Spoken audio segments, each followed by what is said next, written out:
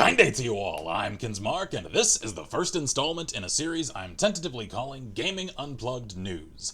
I actually came to the decision to start this series today, as I've had it for some time, as I came across the announcement that just came from Paizo. Creators of the renowned Pathfinder tabletop role-playing game, the company just announced a new, complete and standalone science fantasy RPG constructed on the Pathfinder rules system called Starfinder. According to an announcement post on Paizo.com, creative director James L. Sutter is said to head the project, and the company is all in for it, aiming to release the core rulebook for it at GenCon 2017, and to start releasing a monthly Starfinder Adventure Path module in addition to the company's ongoing Pathfinder adventures. So shelve concerns that this is just another one-shot adaptation of sci-fi the likes of Distant Worlds, Frozen Stars, and to a certain degree the Technology Guide. This is a full core system, complete with new classes, races, equipment, creatures, and all else that comes with the creation of an entirely new system and expanded setting. I choose that word because Paizo aren't abandoning their flagship Pathfinder universe for Starfinder. Instead, this is set in a far possible future of that universe, and I find the inclusion of that word particularly interesting in the announcement post, and in fact still centers around the solar system of Golarion, Pathfinder's primary planetary setting, although the planet itself is missing, the gods having apparently spirited it away to some unknown elsewhere, and they aren't answering any questions about it. A decidedly similar event to the death of Eridan in the Pathfinder mythos. Correlation? Or something else?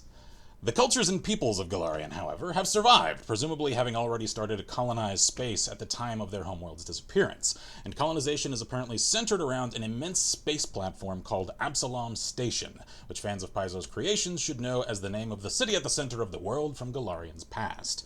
Allowed access to the means of faster-than-light travel from an ascended AI deity, whose identity I think fans might already know, the scattered peoples of Golarion and its system have started on the path to colonize farther than they ever could have imagined, and the stage is set for characters and events to span an infinite array of adventures and stories, as in space, after all, there's always room to expand and to take stories to new places. So I'm excited to see what the creators at Paizo come up with, as a lot of the limitations of story, of territory, of conflict and lore and history are lifted considering the vast infiniteness of space. So, since it is set in the same universe and uses the same core architecture of their past game products, Pathfinder and Starfinder are set to have compatible rules, though I'd imagine a fair amount of adjustment is necessary in certain cases, adapting characters and abilities from one to the other, etc.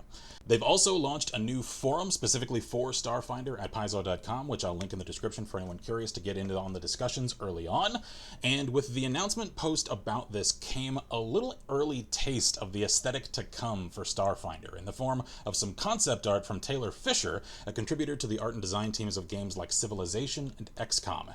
And I like it. I think it looks interesting and flavorful, and I am curious to see more. So, as someone who's had the urge to play a space opera-themed game of Pathfinder on multiple occasions, this cautiously excites me. Paizo have fumbled on several occasions to get non-medieval fantasy right, especially as integration into a predominantly medieval fantasy setting is concerned, though their projection of this as a far future instead of near future setting should help to keep them in the write their own rules realm of game design, as opposed to clumsily imitating real-world inspired technology and phenomena as they have in the past. I'm looking at you, Alkenstar.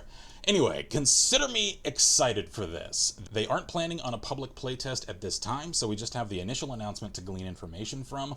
I seriously hope this does well. I consider Pathfinder the definitive D20 system for medieval fantasy, and I hope I can say the same about Starfinder for science fantasy.